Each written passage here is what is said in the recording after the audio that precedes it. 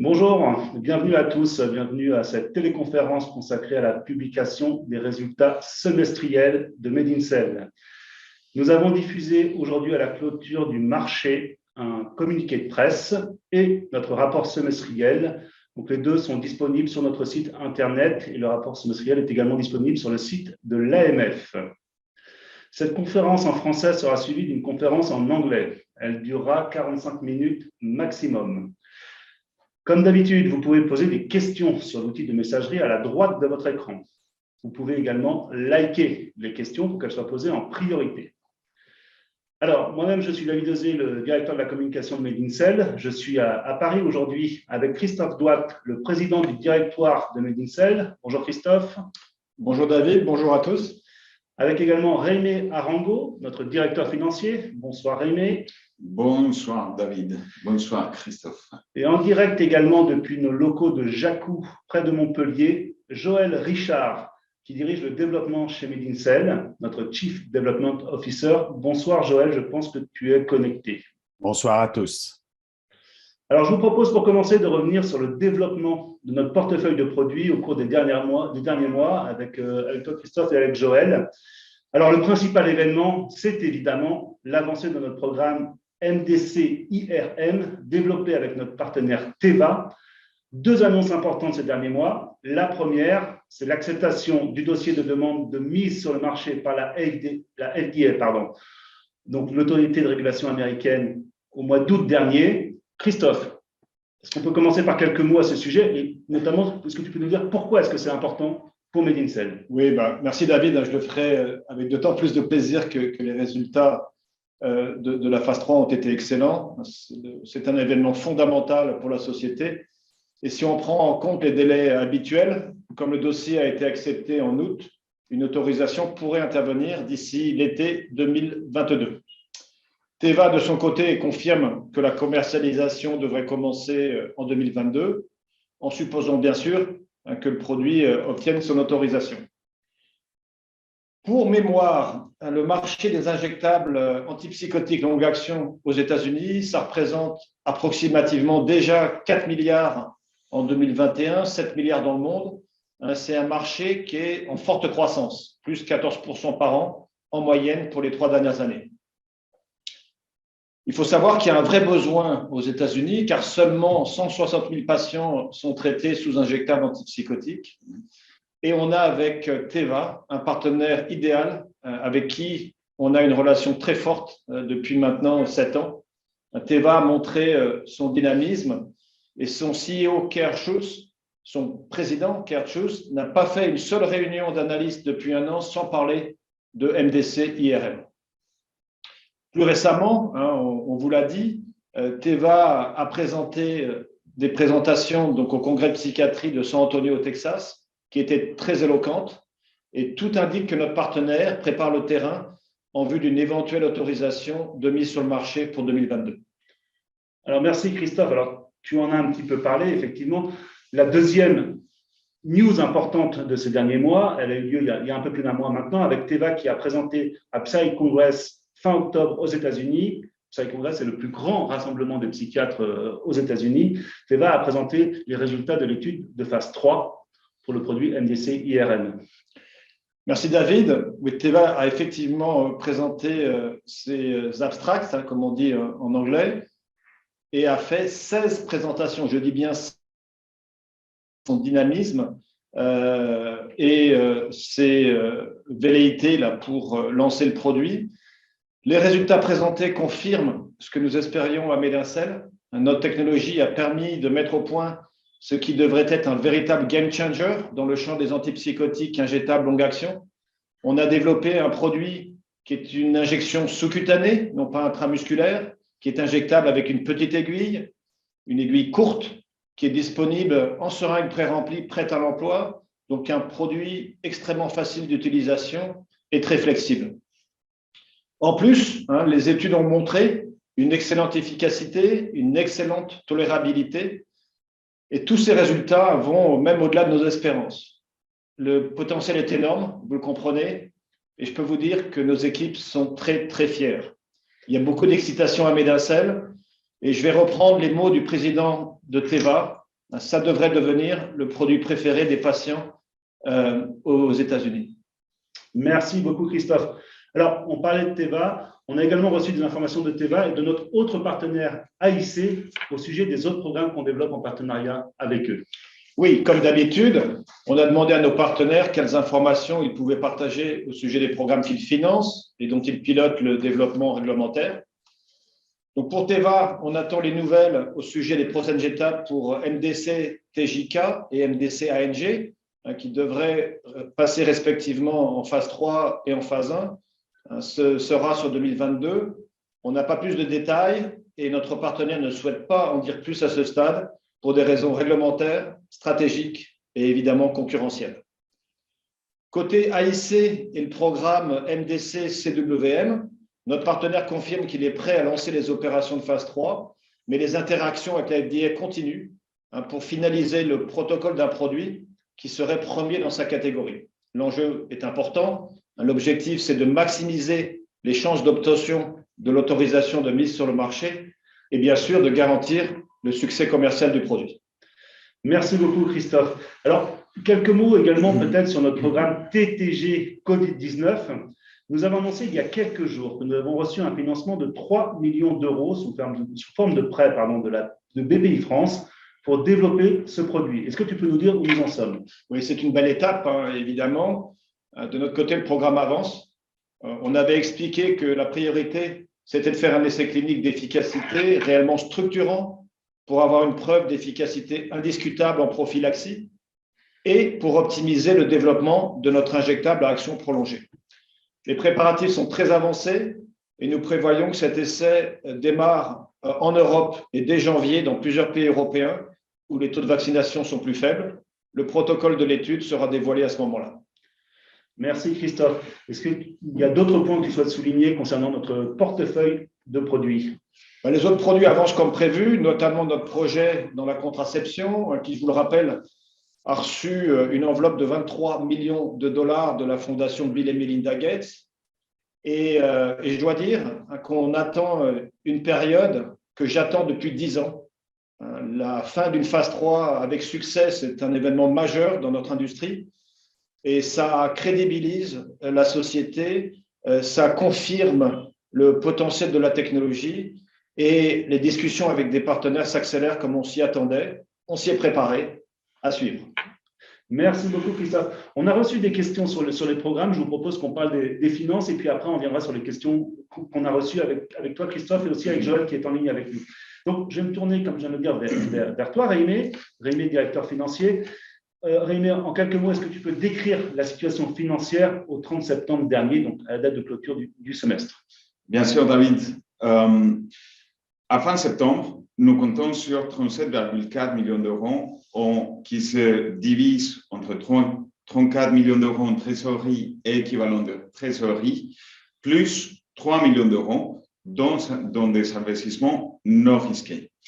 Depuis la clôture, depuis le 30 septembre, nous avons encaissé 3 millions d'euros du CIR au titre de l'année 2020 et, vous l'avez peut-être vu, on a encaissé déjà 3 millions d'euros de ce prêt dont Christophe et David parlaient tout à l'heure, de BPI France, pour financer le projet MDC-TTG. Et puis, nous avons aussi obtenu 1 million d'euros et une partie a été déjà encaissée dans le cadre du plan relance. Alors, merci Réimé pour ces détails. Donc, je rappelle que vous pouvez trouver toutes les informations financières dans le communiqué qui a été diffusé aujourd'hui. Peut-être tu peux nous dire quels sont les faits marquants de l'exercice en termes de revenus et de dépenses. Le produit des activités a augmenté de 30% pour se situer à 4,1 millions d'euros. Ce montant il est composé de deux parties. Une partie, c'est les services que nous rendons à la Fondation Bill et Melinda Gates et United. Donc, on a enregistré 1,6 million d'euros de revenus et à ça s'ajoute 2,5 millions d'euros au titre du CIR, des activités que nous menons cette année. Côté dépenses, les dépenses opérationnelles ont augmenté de 36% pour se situer à 15,3 millions d'euros. La plupart de ces dépenses viennent de la recherche et développement. Mais pourquoi une telle augmentation? Il faut se rappeler, il faut se situer déjà il y a plus de 18 mois, lorsque la pandémie est arrivée, nous avons dû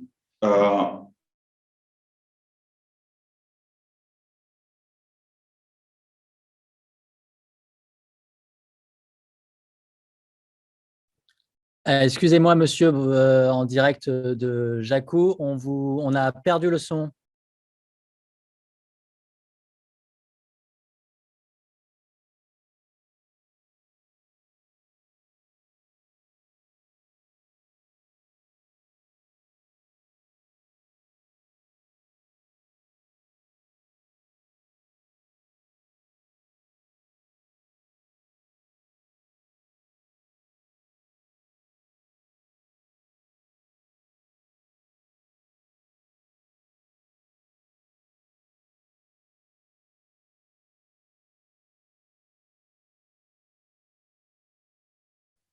Parce que le son avait été coupé, je pense.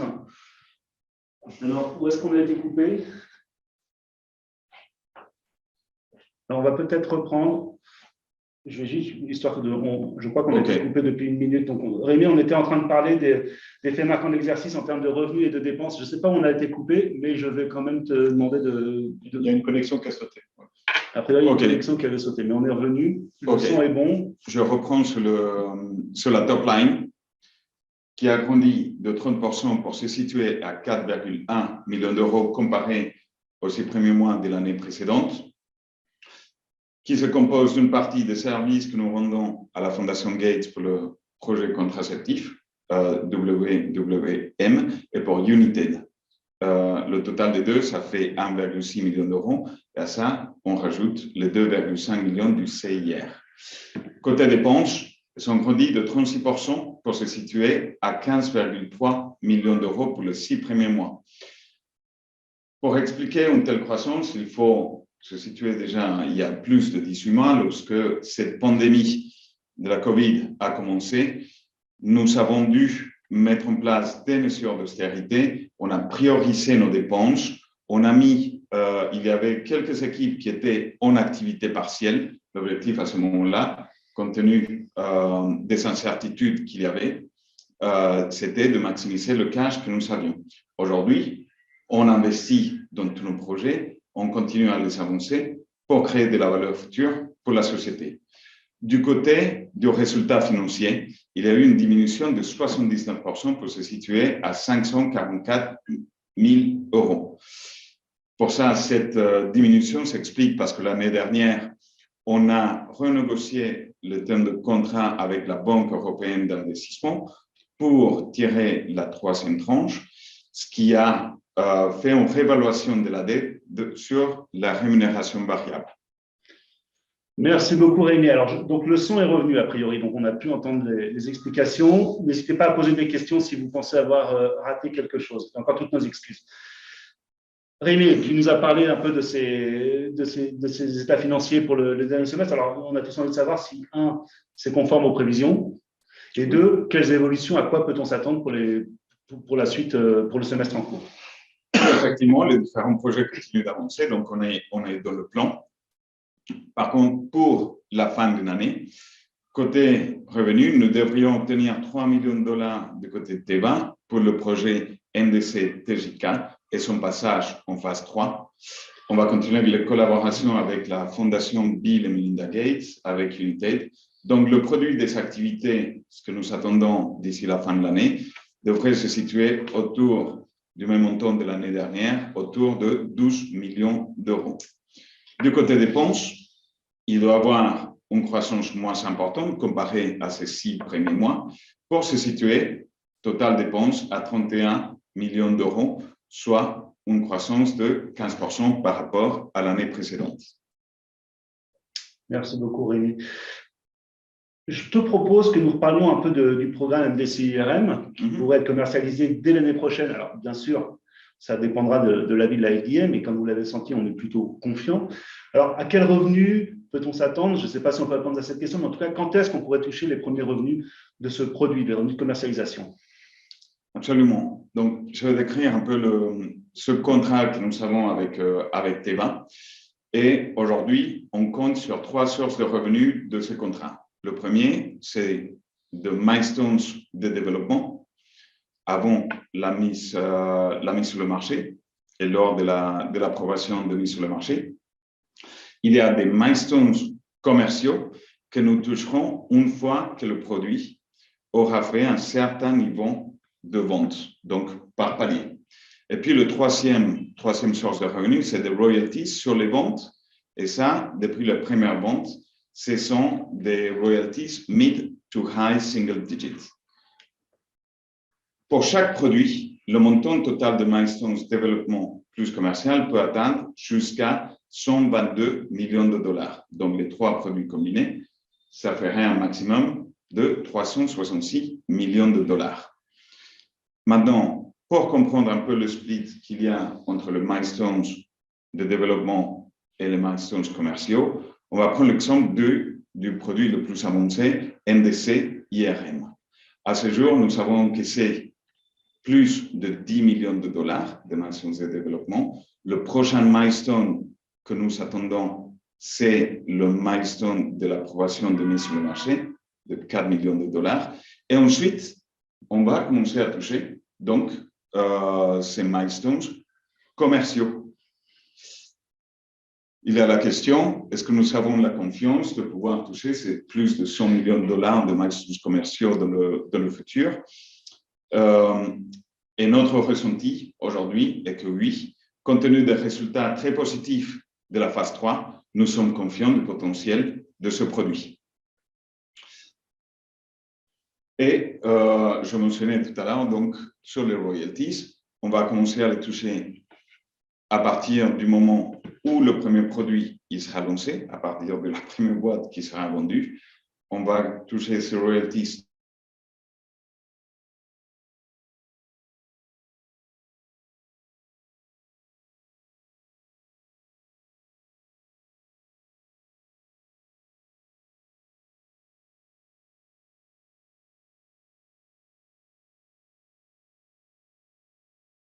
Alors, c'est bon, ça passe là. a priori, le son a sauté et est revenu. Est-ce que Nico, qui est en régie, peut nous confirmer que c'est revenu et qu'il nous entend? Il nous entend. On va continuer. Alors, Rémi, excuse-moi, je suis désolé et on s'excuse évidemment pour ces petits problèmes techniques. Comme vous l'avez vu, on s'est délocalisé à Paris aujourd'hui. Rémi, tu parlais des revenus de MDC IRM. On parlait notamment des milestones commerciaux, de notre confiance dans la possibilité de recevoir ces milestones commerciaux qui représentent plus de 100 millions de dollars potentiellement dans les années qui viennent. On parlait des royalties. Alors, je te redonne la parole peut-être pour qu'on va se répéter. Je suis désolé, mais oui, ça me paraît je suis important. désolé si on se répète, mais ce sont des informations importantes. Donc, vous avez bien compris, dans les milestones, dans des 122 millions de dollars, la plupart des milestones, ce sont des milestones commerciaux. À la question, est-ce que nous avons la confiance de pouvoir toucher ces milestones commerciaux? Aujourd'hui, compte tenu de ces résultats très positifs dont Christophe il a parlé tout à l'heure, nous sommes confiants sur le potentiel de ce produit, donc de pouvoir atteindre et pouvoir toucher ces milestones dans les années à venir. Je parlais ensuite des royalties. Effectivement. Et ces royalties, on va commencer à les toucher dès le moment où Teva va commercialiser le premier produit NDC IRM. Donc, chaque trimestre, nous allons toucher ces royalties qui vont aller en croissance d'un trimestre sur l'autre lorsque le produit va gagner en part de marché. Donc, c'est très excitant pour nous de pouvoir maintenant presque toucher des doigts ces royalties à partir de l'année prochaine, s'il y a l'approbation de la FDA, bien évidemment. Et comme je le disais, ce serait des revenus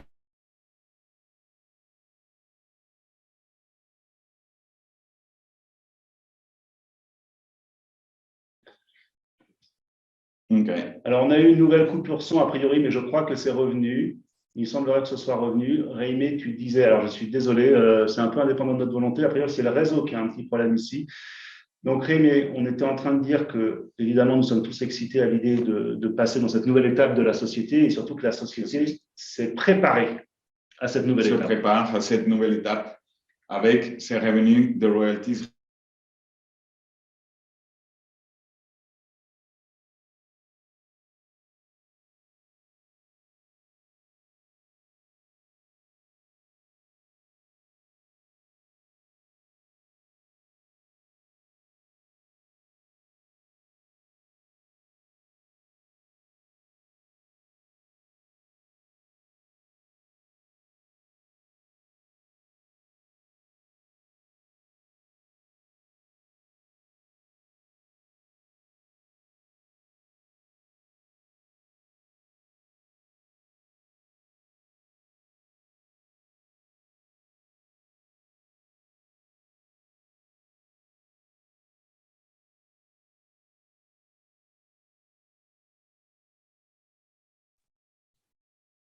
Bonsoir à toutes et à tous. Effectivement, on a un petit problème de réseau à Paris où sont actuellement David Euzé, Christophe Douat et Jaime Arango. Nous sommes en train de régler ce problème à distance. On va faire rapidement, histoire de ne pas vous faire attendre trop longtemps. En attendant, n'hésitez pas à utiliser le module de chat à droite de votre écran pour poser des questions et on reviendra donc là où on s'est arrêté, c'est-à-dire sur la partie financière et notamment les royalties que nous pourrions toucher avec la commercialisation potentielle de MDC IRM. On fait au plus vite, on vous tient informé bien évidemment.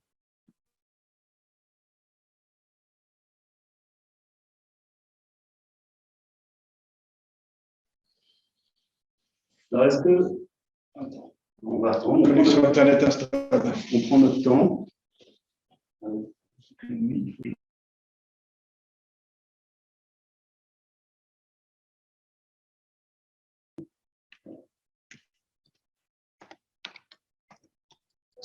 C'est bon, Nicolas, tu nous entends? Oui, je pense que vous êtes de retour, messieurs. David, je te repasse la parole. Merci beaucoup. Encore toutes nos excuses pour ces petits problèmes techniques. On reviendra hein, s'il y a éventuellement des points qui n'ont pas été correctement transmis. Rémi ou Christophe peut-être, la semaine dernière, nous avons aussi annoncé que nous avons reçu 1 million, nous avons sécurisé 1 million d'euros dans le cadre du plan France Relance pour le développement de notre laboratoire. Peut-être que c'est le moment d'en dire un petit peu plus et nous expliquer à quoi est destiné cet argent. Christophe, peut-être? Oui, tout à fait. Effectivement, là, on va nous livrer un nouveau bâtiment et ça nous libère de la place pour l'extension du laboratoire qui est nécessaire pour accompagner la croissance de la société.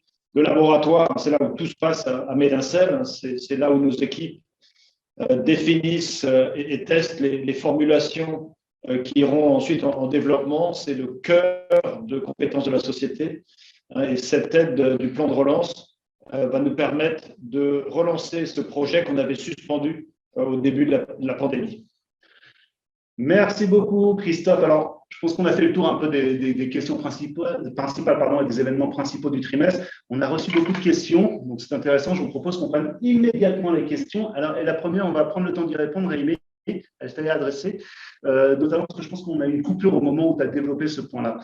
La question, c'est comment expliquer une telle hausse des dépenses opérationnelles? Je rappelle 15,3 millions d'euros de dépenses, 36% d'augmentation par rapport à la même période sur l'exercice précédent. Rémi.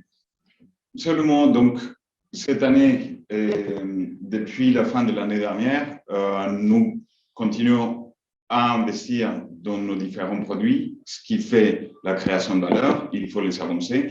Mais pour expliquer une telle hausse, il faut se situer à il y a plus de 18 mois, lorsque la pandémie elle a débuté, lorsque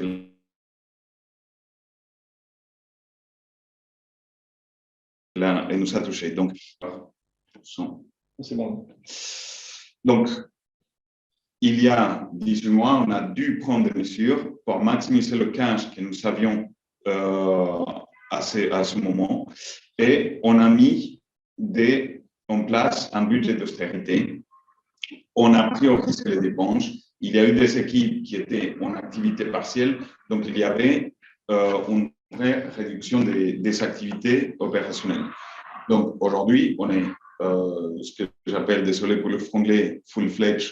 On investit sur les différents produits. Donc, ça explique cette augmentation pour les 6 premiers mois. Pour la fin de l'année, on devrait être à une hausse beaucoup plus raisonnable pour se situer en croissance de dépenses à plus 15% pour finir autour de 31 millions d'euros de dépenses. Merci beaucoup, Rémi. Je vous propose qu'on passe à la question suivante. Alors, je t'adresse, Christophe, peut-être que tu donneras la parole à Joël qui est avec nous. Je lis la question. Bonjour, votre souhait était de devenir une pharma. Est-ce toujours le cas ou allez-vous vous recentrer sur les développements? MDCRM plus WWM seront-ils assez générateurs de revenus? Merci. Alors, notre cœur de compétence, je le disais à l'instant quand on parlait de laboratoire, c'est la formule.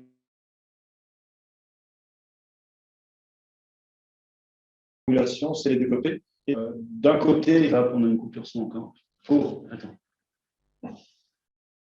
Ok, on y va. Donc, notre cœur de métier, notre cœur de compétence, c'est la formulation. Hein, c'est là où nous investissons. C'est là où tout le savoir-faire de la société, une grosse partie est présent. Et aujourd'hui, notre stratégie, hein, c'est de multiplier les produits et de les amener sur le marché avec des partenaires choisis, hein, et qui soient les meilleurs pour le faire. Hein. C'est ce que nous avons fait avec Teva. Donc aujourd'hui, nous investissons dans les étapes en amont de formulation, dans les premières étapes réglementaires, GLP Tox et phase 1 pour certains produits choisis.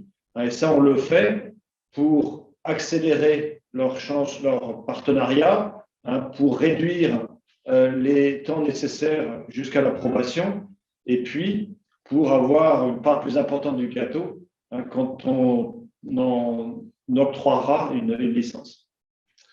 Merci beaucoup, Christophe. Alors, on va parler maintenant de TTG avec une question de Fred. Vous n'avez pas annoncé le commencement de la phase 2 de TTG. La NSM n'est pas l'agence la plus rapide. Ça, c'est à votre appréciation, Fred. Mais cela semble long pour une approbation. Y a-t-il des soucis? Christophe ou Joël, je ne sais pas. Joël, peut-être? Oui, très bien. Vous m'entendez? Je peux répondre à cette question, effectivement. Donc, le dossier a été déposé à la NSM au tout début du mois d'octobre et nous avons eu un premier retour.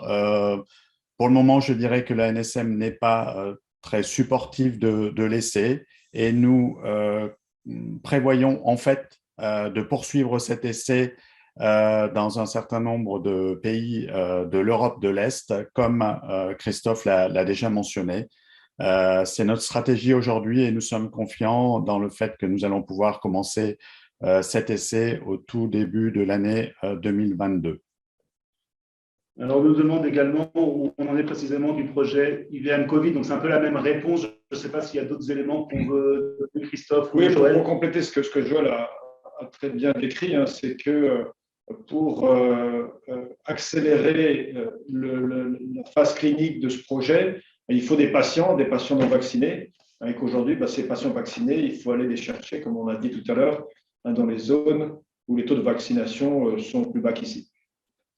Donc, la priorité de la société a été mise sur ces pays-là. Merci Christophe, merci Joël. Rémi, on nous dit que les budgets 2022 sont probablement déjà faits. Et quel revenu attendez-vous des royalties de MDC IRM? Oui, juste une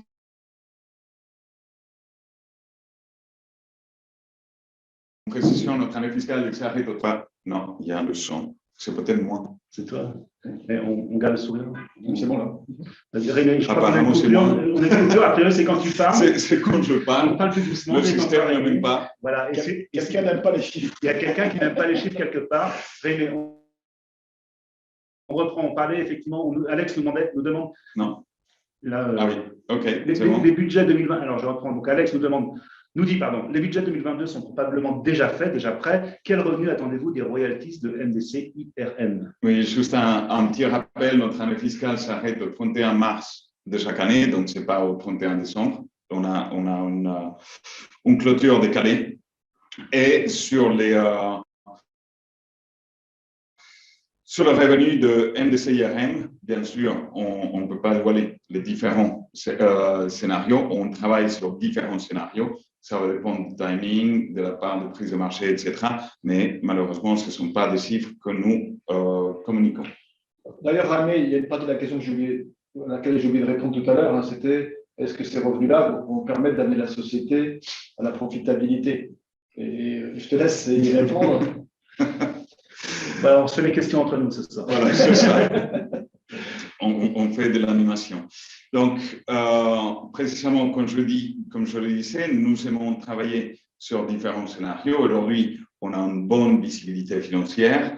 Dans ce scénario-là, un paramètre qui va, bien évidemment, influencer beaucoup les finances de la société, c'est précisément ces royalties de ce produit MDC IRM.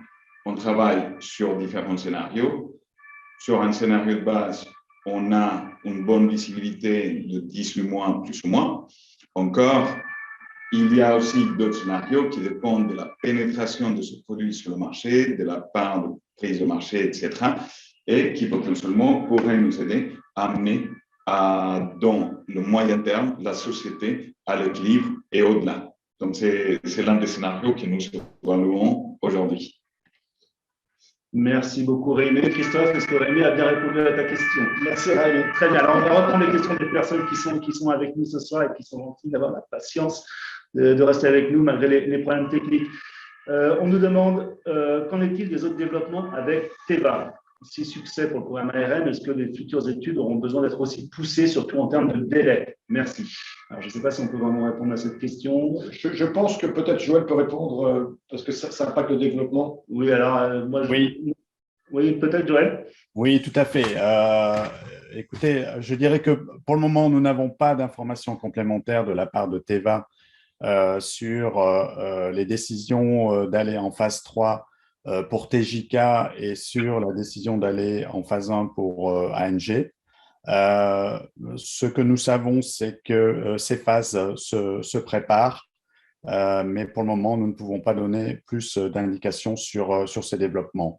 Ce que nous savons en ce qui concerne TJK, c'est qu'on pourra passer directement d'une phase 1 à une phase 3 sans avoir à passer, bien sûr, par une preuve d'efficacité du principe actif qui est déjà connue.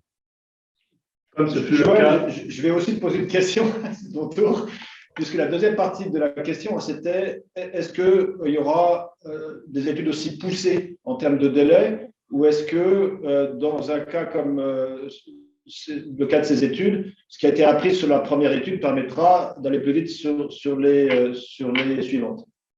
Alors, bien sûr, dans le développement de IRM, on a appris beaucoup sur les polymères, bien sûr, et ces produits ont été amenés au stade d'enregistrement, ce qui va, bien sûr, permettre de simplifier un certain nombre d'études, en particulier relatives à la toxicologie du produit.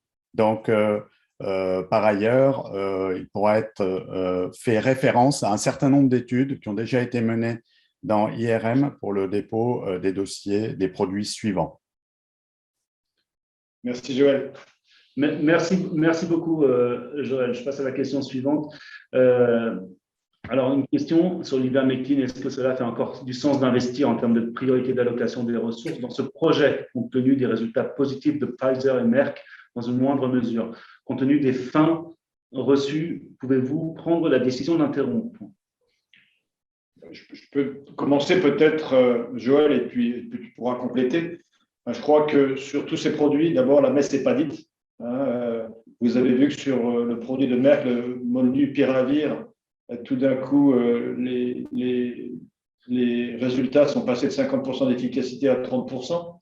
Ça veut dire que sur la deuxième partie de l'essai, le groupe placebo a mieux fait que le groupe traité. C'est un produit sur lequel il y a beaucoup de questions de toxicité potentielle.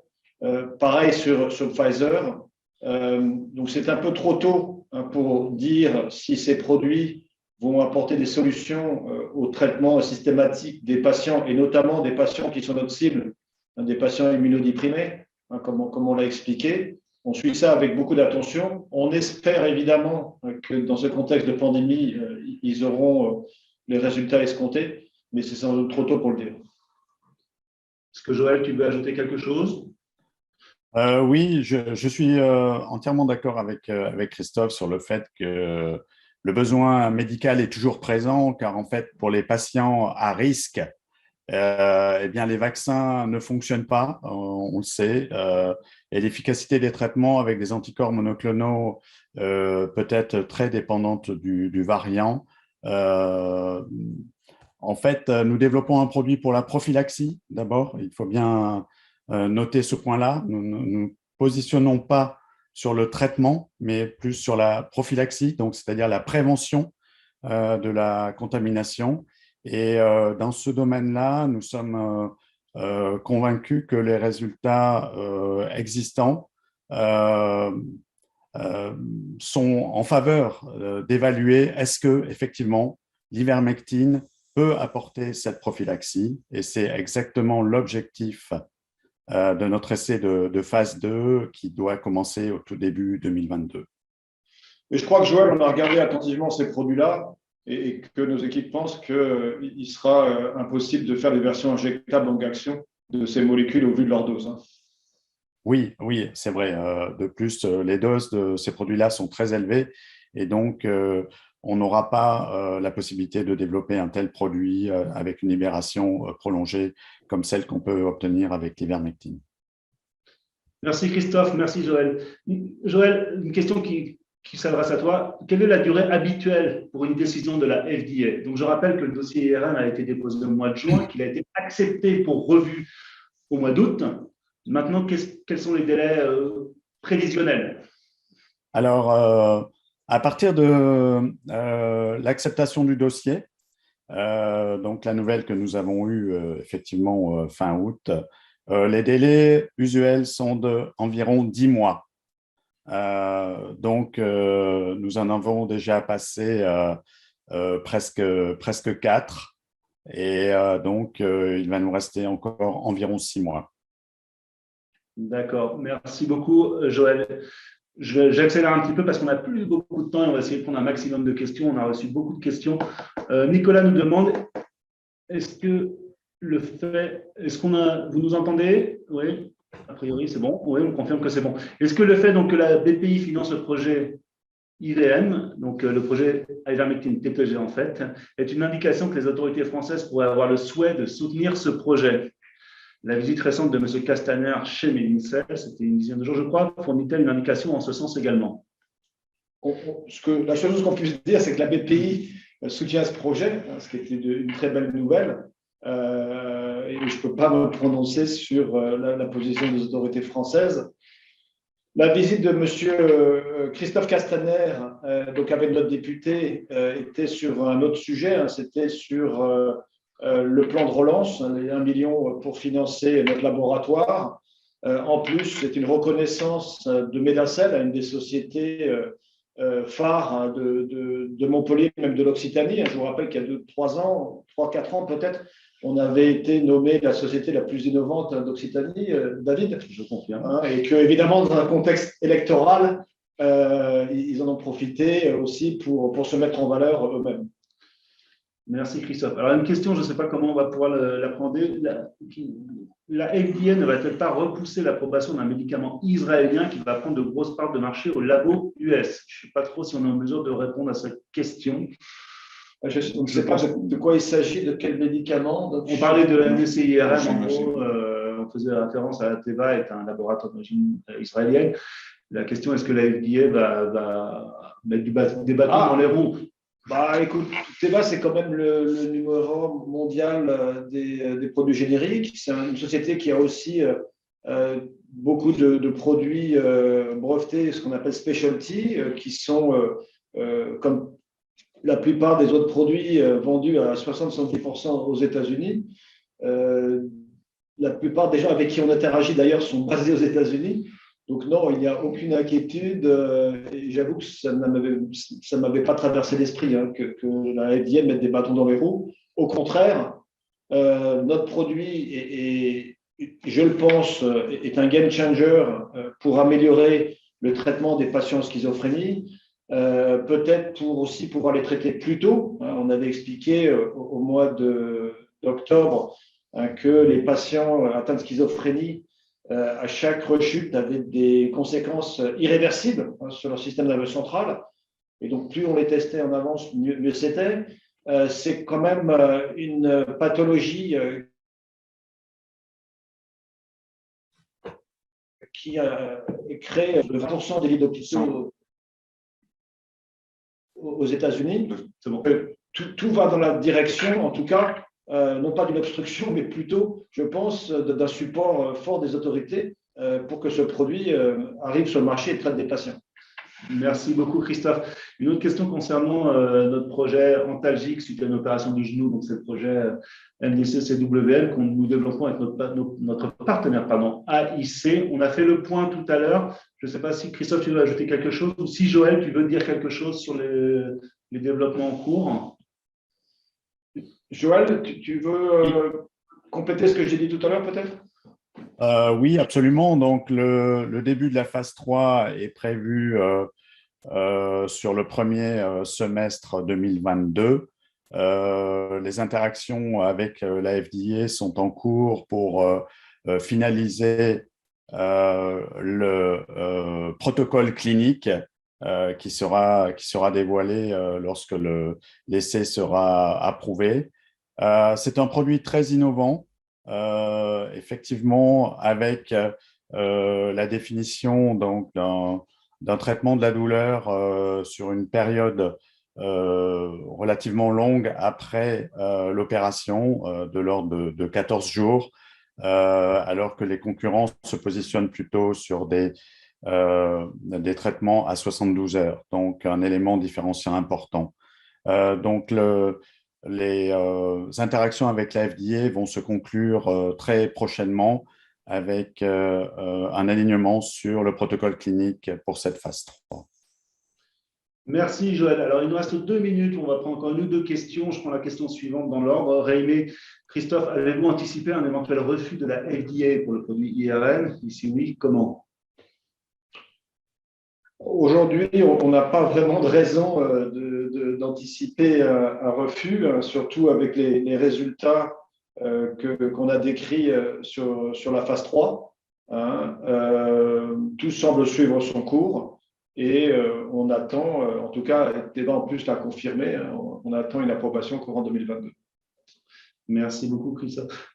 Christophe ou Joël, peut-être, pouvez-vous nous faire un état des lieux du projet contraceptif, le projet WWM, dont on parlait tout à l'heure, qui a reçu une subvention de la Fondation Gates. Oui, Joël va nous en parler. Oui, absolument. Donc, nous avons mené à l'automne le pre-IND meeting avec la FDA et donc nous avons eu des retours très positifs et bien sûr très instructifs pour les phases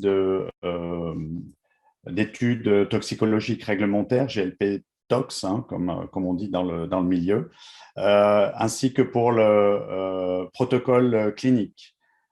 Donc, nous sommes dans une phase de transfert chez un CDMO, Contract Development and Manufacturing Organization, aux États-Unis, de façon à produire les lots réglementaires pour la GLP tox. Donc, cette production va se passer sur décembre et janvier. Et l'objectif est de commencer donc cette GLP tox à partir du mois d'avril.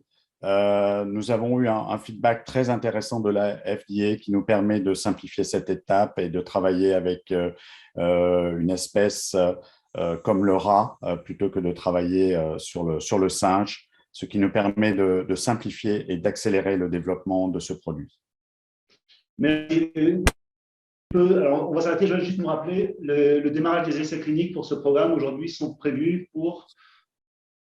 Le démarrage de l'essai clinique, premier essai clinique pour ce programme est prévu sur le premier semestre 2023. Merci beaucoup, Joël. Je crois que nous sommes arrivés au terme de cette réunion. Alors, encore une fois, je pense qu'on s'associe tous pour présenter nos excuses pour les problèmes techniques qu'on vient de rencontrer. Malgré tout, je pense que vous avez pu poser vos questions. On a encore plein de questions. Malheureusement, on n'a pas le temps de les prendre. On va débuter dans un quart d'heure une conférence similaire en anglais. Donc, il ne me reste plus qu'à vous dire au revoir. Au revoir, Christophe. Merci à tous, en tout cas. Au revoir, Raimé. Au revoir, Joël. Au revoir et merci. Nous vous souhaitons tous de très bonnes fêtes de fin d'année. On se retrouvera l'année prochaine avec encore, j'espère, plein de bonnes nouvelles. Merci beaucoup. Bonne soirée. Merci.